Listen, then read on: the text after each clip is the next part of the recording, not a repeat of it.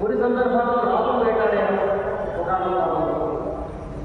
ఎప్పుడు వేటాడారు, రోజు వేటాడారా, సందర్భంలో వేటాడారా అంటే ఆలోచన అంటే మనకి హాని కలిగించేటువంటి పరిస్థితులు వచ్చినప్పుడు మాత్రమే రక్షణ అప్పుడు దిగుతుందా మనం ఎందుకు చేసి నా కోసం చేశాడు, స్వార్థం కోసం కాదు, ధర్మం కోసం, ధర్మాన్ని ధర్మాక్షణ కోసం అవసరమైతే ఎందుకు చేయవచ్చు, అది మనం ఇష్టాలను చూస్తాము. అంటే ఎలా పడితే అలా అనుకోవడం, దానికోసం హింస చేయడం అనేది తప్పు, అహింస అనేది మనం పాటించాలి. ఇది కొంచెం లోతుగా ఉండే అంశం కాబట్టి చిన్న చిన్న విషయాలు పరిశీలించుకొని ఆలోచించాలి తప్ప చెప్పేది తప్ప.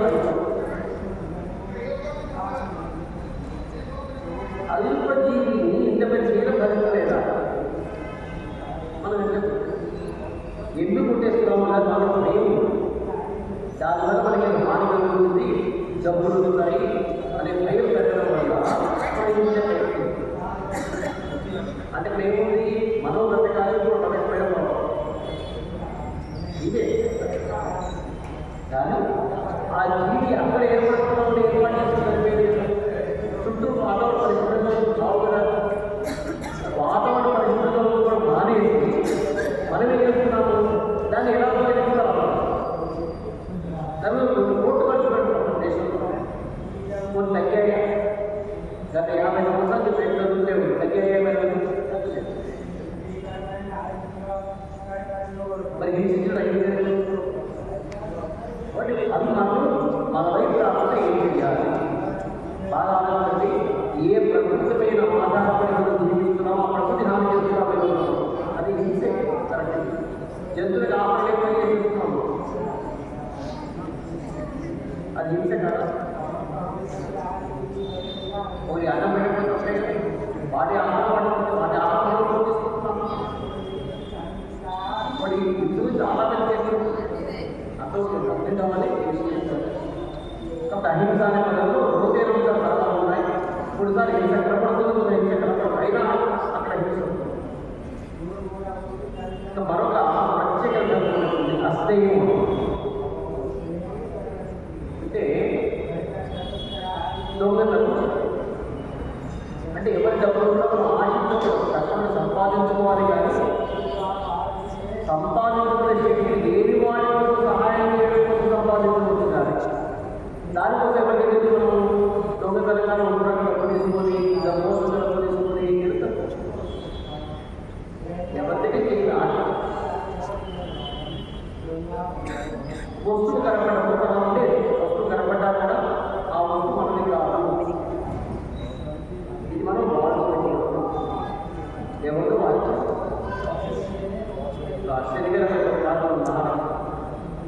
దేవాలయం అక్కడ చెప్తారు.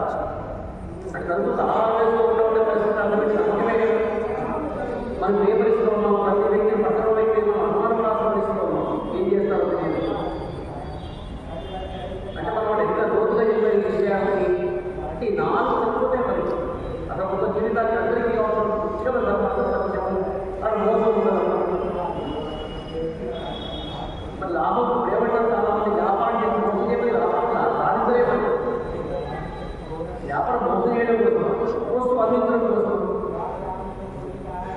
వస్తువు సక్రమంగా అందించాలి, న్యాయబద్ధంగా అందించాలి, అది అక్కడ జరుపు చేయకుండా ఉండాలి. దానిపైన పారదర్శకత తీసుకోవాలి. ఇరువై చూసుకోవడమే. ఒక వస్తువు ఇచ్చాము, ఇప్పుడు వస్తువుకు ధర ఇస్తున్నాము. కానీ సక్రమమైన వస్తువు సక్రమంగా ప్రయాణం చేసి కూడా మంచి వస్తుంది. అప్పుడు మోసం చేసినట్టు సక్రమంగా అందించకుండా మరొక రకంగా అందిస్తే మోసమే గ్యారెంటీ చేస్తున్నాం. అంటే ఇది సత్యమైన కూడా రెండున్నాయి. అందుకని మన వాళ్ళు చెప్పే పెద్ద మాట ఏంటంటే స్వార్థము లేకుండా ఉన్నప్పుడు మనం ఎంతసేపు స్వార్థం నేను అని పదం వాడుకుంటాం, నాకు నేను, ఈ నాకు లేకుండా తెలుసుకుంటాను కదా. బట్ మనము ప్రకృతి కూడా మనం ఉన్నాం, ప్రకృతి కాపాడే బాధ్యత కూడా లేదు. అంటే అంటే దేని ధరించి మొత్తం ప్రపంచమంతా జరుగుతుందో అది ధర్మం అని చెప్పారు. రోజుగా వెళ్ళి ఆ ధర్మాన్ని మనకి యథాయథ జ్ఞాని పూర్వకాల అత్యుత్థాన ధర్మస్య అంటే విధపు ధర్మాన్ని ధర్మనాథాన్ని కాదట. ఏ ధర్మం మీద మొత్తం ప్రపంచమంతా ఆధారపడి ఉందో ఆ ధర్మాన్ని మన కలిగి అంటే ఈ ధర్మాన్ని కాపాడాల్సిన బాధ్యత మన మీద ఉంది. మానవ పైన సర్వజీవులు రక్షించాల్సిన బాధ్యత మన మీద ఉంది. ఇది బాధ్యత, ఇదే విధి అంటారు. అందరి వేదం చేస్తుంటే విధి కర్మ. ఇంత పొద్దున చర్చలో వచ్చింది వేదం ఉంటే మనకి మూలము, అదే ప్రమాణము. దాన్ని అందించడం కోసం అందరికీ చేయడం కోసమని కథలో తత్వాన్ని కొద్దిగా చెప్పుకుంటే మనం ఎలా నడుచుకోవాలో చెప్పడం కోసం పురాణాలు రచించబడ్డాయి. అదే పురాణాల ద్వారా ధర్మం తెలుసుకొని ధర్మబద్ధంగా జీవించాలి. ఇంకా ఉన్న చూస్తామంటే భారతదేశం ధర్మభూమి, మిగతా దేశాలు భోగభూములు. ఈ మాట ఎందుకున్నాం మనం? ఇక్కడ పరమాత్మ సంచరిస్తాడు, అవతరిస్తాడు. దేవుడు అవతరిస్తాం ధర్మ స్థాపన కోసమే అవుతుంది. అంటే ఇక్కడ చేసేటువంటి ధర్మానికి ఫలితం అనుభవించడం కోసం ఉపదేశం కోసం ఇక్కడ కర్మని ఆచరించాలి. ఆ కర్మ దూరం ఏంటి? మళ్ళీ ధర్మమే విజ్ఞానం చేయాలి. ధర్మ విధి విధానం ఉంది. ఆ విధి విధానంగా చేయడం కోసం నేర్చుకుంటున్నాం. మంత్రాన్ని నేర్చుకుంటున్నాం. మంత్రాన్ని క్రమంగా వినియోగించాలి. సత్యపరిపాలన వస్తుంది కూడా. రాముడు కట్టేవాడు తప్పలేదు. పెద్దలు చెప్పిన ఆచారం పెట్టారు. తండ్రి తప్పు చెప్పాడు, తండ్రి మాట వినాలి. మనకి చెప్తారు తండ్రి మనస్సులో ఉండేటువంటి ఆలోచన గ్రహించి ఆ కార్యం చేస్తే ఉత్తమం అని. అంటే చెప్పాల్సిన అవసరం లేకుండానే మా నాన్నగారు ఎలా ఆదేశిస్తారో ఆయన కనిపిస్తారు. ఖచ్చితంగా అనిపిస్తుంది. అది మనం నడుచుకోవాలి.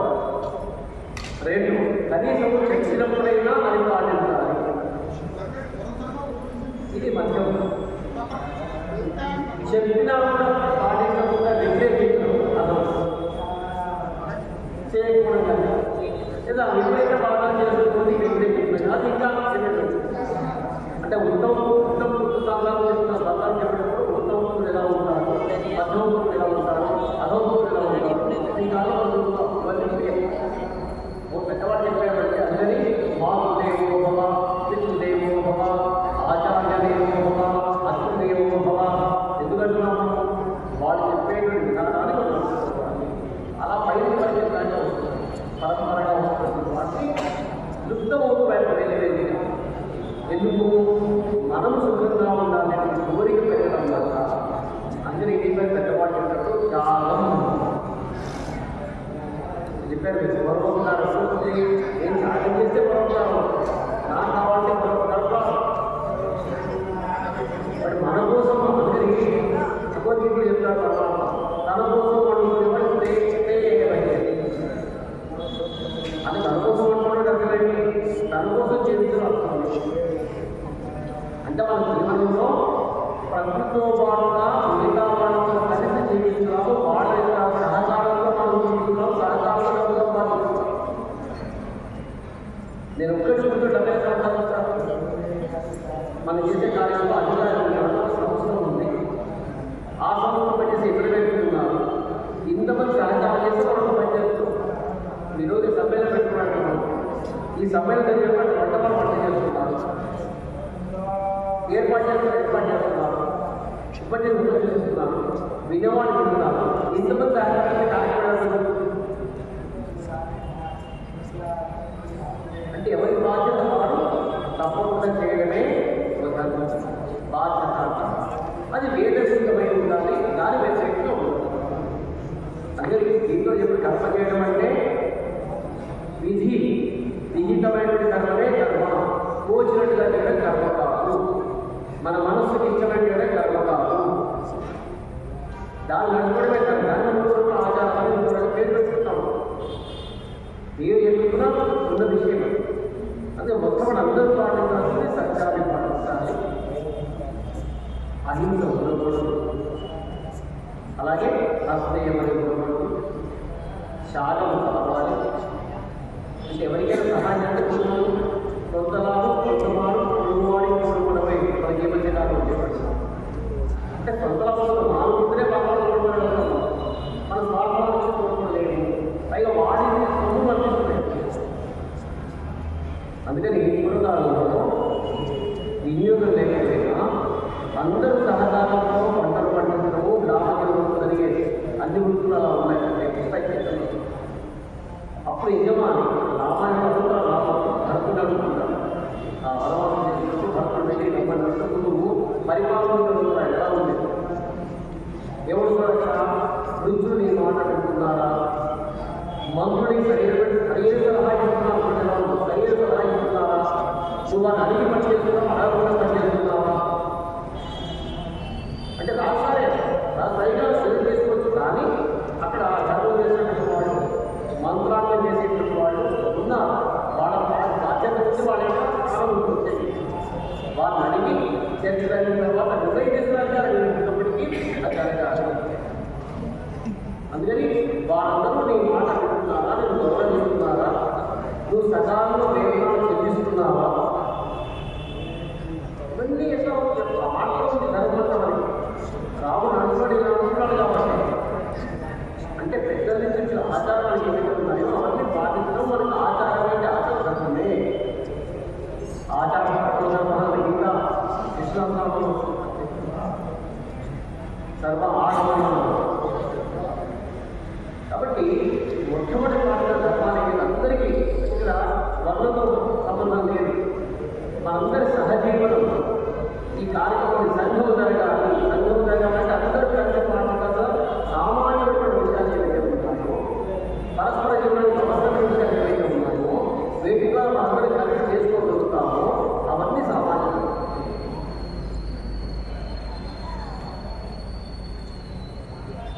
దీనికి మొదలైనటువంటి ఈ మాట చెప్తాము. కలిసి విచారంటే పరస్పరం సహకారం కావాలి, ఏమవుతుందని అదృష్టపరిచారు. నేతగా ఉండాలంటే అధికారం పరస్పర జీవనం ఇంట్లో అయినా అంతే ఉండాలి. అంటే భర్తనే భార్య ధర్మం భార్యమే, ఇద్దరు కలిసి అభివృద్ధి ధర్మాన్ని పాటిస్తే ఆ కుటుంబం ఉండదు. అక్కడ అధికారం కలిసి జీవిస్తాం, సంఘంలో కలిసి జీవిస్తాం. అందరూ కూడా నాకు ఎవరితో సంబంధం లేదు. ఇప్పుడు ఎలా స్వార్థంలో ఉన్నాం, డబ్బుని ఏమై చేయగలుగుతాం, ఎలా చేస్తాం? డబ్బు మనకి ఆహారం పెట్టదు, డబ్బుతో ఆహారం కొనుక్కోవచ్చు, కానీ ఆహారం పెట్టచ్చు. ఆహారం ఇంకోటి తయారు చేయాలి, పంట పండించాలి. ఆ పంట పండిస్తే నువ్వు డబ్బు పెట్టిన కొనుక్కోవచ్చు, పండించకపోతే ఎలా కొనుక్కో. అందుకే విద్యుత్ ధర్మాలు నడుస్తున్నాయి. అది వాటిని ఆచరించడమే దానికి ధర్మం. దాంట్లో కష్టనష్టాలు దానికి ఎదురుబాటుపై ధర్మ సూక్ష్మాలు మాట ధర్మ సూక్ష్మం ఏదైనప్పటికీ కొన్ని సందర్భాల్లో ఆ ధర్మం అధర్మంలో కనబడుతుంది. దాన్ని లోతుగా పెడితేనే ధర్మం ఉంటుంది. బట్ కొన్ని లోతైన విషయాలు ధర్మ సూక్ష్మాలను పెట్టాలి. కానీ సాధారణంగా అందరి జీవనం హాయిగా గడవాలి అంటే మనం అందరూ కూడా పాటించవలసినటువంటి విషయాలు ఏవైతే ఉన్నాయో వీటిని ఆధారం చేసుకుంటే మనం సక్రమంగా జీవించగలుగుతామో, ఎవరికి ఇబ్బంది లేకుండా హాయిగా జీవిస్తామో, మనం పనులు చేసుకోగలుగుతామో అవన్నీ సామాన్యం. అంటే 15 చెప్తున్న విషయాలు చిన్న ఉన్నప్పుడు మనం తగ్గిస్తాము. వాటి సహజీవనంలో కలిసి ఉంటున్నప్పుడు ఇంట్లో పెట్టే సంబంధం వల్ల ఇంకో పాటిస్తాం. అదొక ఆఫీస్ అయినా సంస్థ అంటాం, ఏదో ఒక కర్మాధారమైనా సరే, గృహమైనా సరే. అందుకే కర్తవ్యాన్ని కట్టి నన్ను బాధ్యత పేరు పెట్టాడు. కొడుకు బాధ్యత కొడుకుని, భార్య బాధ్యత బాధ్యత. అంటే ముగ్గురు కలిపి వాళ్ళ ధర్మాలు పాటిస్తే ఆయన సుఖంగా ఉంటుంది. అందరినీ గౌరవించారు, పరస్పర గౌరవం. అంటే గౌరవం స్థాయిలో ఉండవచ్చు, అర్హత పడి ఉండవచ్చు. కానీ ప్రేమ రూపంలో ఆయా అక్రమంగా చేయాలి. అంతేగాని వీడు తప్ప వాడు ఎక్కువ మాట ఎక్కడా లేదు చెప్పాలి. అంటే ఉదాహరణ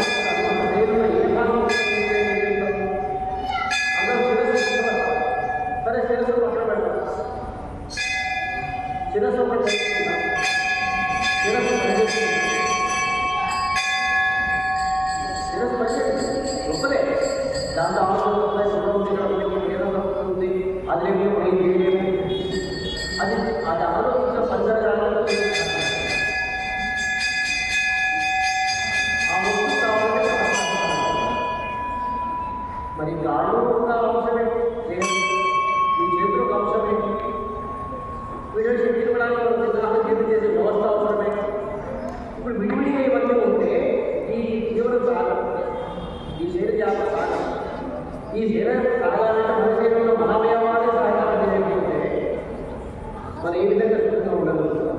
అలాగే సమాజంలో వ్యక్తి తనకు సంబంధించినటువంటి విషయాల పట్ల బాధ్యతతో ప్రేమతో అబద్ధము లేకుండా మోసము లేకుండా తర్వాత హాని కలగకుండా ఆ పని ఆ సక్రమంగా చేస్తే మన జీవితం అందుకు సామాన్యం అంటే సమాజంలో కలిసి అయితే ఏ ఒక వ్యక్తి తన సొంతంగా ఏ ఒకటి చేయలేదు. యథార్థం ఉండదు, ధనం ఉండదు, అధికారంలో చెంది ఉన్నా కూడా ఒక పని జరగాలి అంటే నలుగురు సహకారం. అది నలుగురిలో నడుపుకునేటప్పుడు ఏ విధంగా ఇబ్బంది లేకుండా పరస్పరం ఎవరికి ఆశయంగా జీవించాలి అంటే ఈ సామాన్య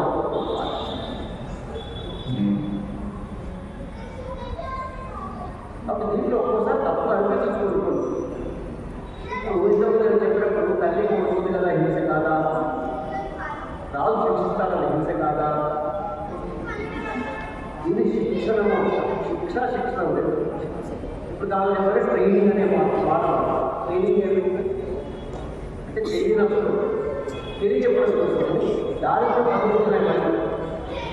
సామ దాన ఏద దండోపాయ అవి చెప్పారు ముందుగానే కూడా చెప్పలేదు.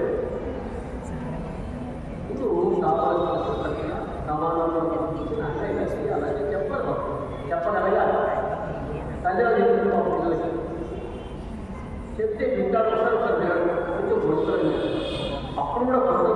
తల్లి చెప్తుంది నేను వాడి చూసావా ఇవాళ చేస్తే నీ కూడా మంచి పేరు అది కూడా కోరిక చేస్తుంది లేదు వాళ్ళలో చేస్తే నీకు విలువ పెరుగుతుంది. అదే అసలు అర్థం కదా అది బుద్ధికి. అప్పుడు ఏం చేస్తుంది ఒక ఆశ నువ్వు చక్కబడుతుంటే ఎక్కువ బహుమతి ఇస్తారు, వస్తువులు ఇస్తారు. ఇది ఆశిస్తుంటే ఈ వస్తువు కోసం కాదు, వాడి అలవాడిక మారడం కోసం ఇస్తున్నారు తప్ప వస్తువు కూడా పుట్టి కాదు. ఇది గారాబట్టి కాదు. అంటే ఉదాహరణ చెప్తాను, పిల్లవాడికి చదువుకోవడం కూడా కొంత సాధారణ.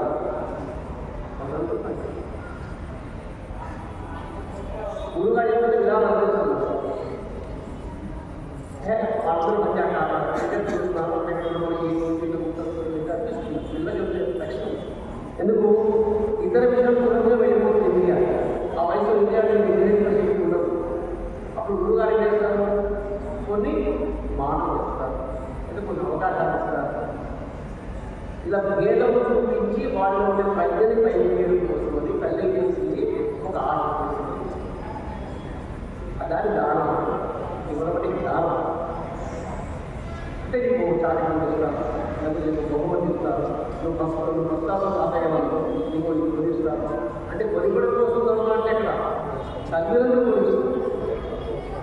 అంటే పిల్లవాడు చదువుకోవడం గుర్తరం చేస్తూ ఉంటే ఆ పాఠాలు పంపించడం కోసమని మనం వాడిని నెరవేర్చినట్టుగా వాడికి ఆట కనిపిస్తాం. ఆట కోసం జీవించబడితే ఆటకు అయినా వాడు పని చేస్తాడు కాబట్టి ఆ పని చేయడానికి వాడు సంతృప్తి చేయడం కోసమని ఒక అవకాశం చూడడానికి వాడికి అలవాటు అయిపోయినప్పుడు వాడు తెలుస్తుంది. కాబట్టి సామోసం దానమోసం అలాగే భేదం. ఒక్కోసారి అన్ని చేసినప్పుడు వంటలు అలా చేయకంటే అన్నాము, ఫోన్ కూడా కంటే అన్నాము. ఇప్పుడు సందర్భం వాడు ఫోన్ చూసి అలవాటు పడుతున్నారు, అప్పుడు చూపిస్తారు. అంటే ఒక వ్యక్తిని సక్రమ మార్గంలో పెట్టడం కోసం చిన్నగా హాని చేసినా అది వాడిని దృష్టిలో పెట్టలేదు. వాడి జీవన విధానం అప్పటికి సాగని అప్పుడు చేసే శిక్ష అంటే శిక్షణ కోసం శిక్షణ తప్ప వాటి పరిమాణం కోసము భేదములతో ఇబ్బంది పెట్టడం కోసం ఇచ్చే శిక్షణ. అదే శిక్షాత్మకత ఏముంటుందంటే తన తప్పు తాను తెలుసుకునేట్టుగా ప్రవర్తించడమే శిక్ష. అంటే శిక్ష ద్వారా ఏం జరగాలి, ఆ వ్యక్తికి మానసికంగా నేను తప్పు చేశాను, ఇలాంటి తప్పు మళ్ళీ చేయకూడదు, చేయకుండా ఉండేట్టుగా ఉండాలి అనేటువంటి మార్పు వాళ్ళు రావాలి. ఇంకా శిక్షాత్మక రావాలి. అంతేగాని ఇవాళ తప్పు చేసాము, ఎందుకు శిక్షించారు, మళ్ళీ రేపు తప్పు చేయండి, మళ్ళీ పోషించారు ఇంకేముంది అంటే మార్పు రాకుండా ఉండే శిక్షలు శిక్షలు కావు. మన రోజులు ఆలోచిస్తే అలాగే మానసిక పరివర్తన కోసం వచ్చేటువంటి శిక్షణ దానికి మనకు పరమాత్మ వెంటే సాకు సంహరించి ఉద్ధరిస్తామంటాం. సంహరించగా ఉద్ధరించడం హిరణ్యకశిపుని ఉద్ధరించాడు నృసింహావతారంలో,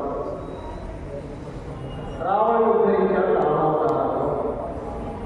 అంటే పరమాత్మను సంహరించాడు. మనం వాడతాం ఉద్దేశం ఏంటి? వాళ్ళలో ఉండేటువంటి చెడుగుణాలు రాముడే రావణుడు పొందుతారు. ఇంత గొప్ప శక్తి ఉంది, తల్లి తపశక్తి ఉంది, దక్షత ఉంది. ఈ చిన్న తప్పు చేయకుండా ఉంటే రామాయణ తక్కువైనటువంటి మాట అహో అని అంటారు. ఆయనే స్వతంత్రే మాట్లాడారు రావణ చూస్తే. ఇలాంటి తప్పు చేయడం ఏంటి? వాళ్ళు ఏదో ఏదో ఉంది, దాన్నే తప్పు చేస్తున్నాడు. ఆ తప్పు సరిదిద్దడం కోసమని ఇక్కడ మనం ఆ కథ సారాంశాన్ని కథలు చెప్పేసి మనం చేయలేదు అని నేర్చుకుంటాం. కాదు, పురాణాలు ఎందుకు కథ చెప్తాయంటే కథల ద్వారా సారాన్ని గ్రహించడం కోసం చెప్తాయి తప్ప అలా నచ్చమని కాదు. అందుకని రావణ ఆచరే రావణుడి కాలం ప్రవర్తించండి, రాముడి కాలం ప్రవర్తించండి ముందు చెప్పారు. రాముడికి రావడం ధర్మ, రాముడు ఏమి చేశాడో అదంతా ధర్మమే. మన వితండవాళ్ళు అలా చేయొచ్చు. ఎన్ని వితండవాళ్ళు చేసినా రాముడు చేసింది సత్యము ధర్మము. అలాగే పెద్దలు మనకి ఏమి చేసి ఇచ్చారో, పెద్దలకి మనకి సంక్రమిస్తూ ఇస్తున్నాయో వాటిని ఆచరించడం అందరికీ అవసరం. కథల ద్వారా నేర్చుకున్నా, అనుభవాల ద్వారా నేర్చుకున్నా, పెద్దల్ని సంక్రమించిన మన పరస్పర జీవనానికి ఇబ్బంది లేకుండా అందరూ హాయిగా జీవించాలి.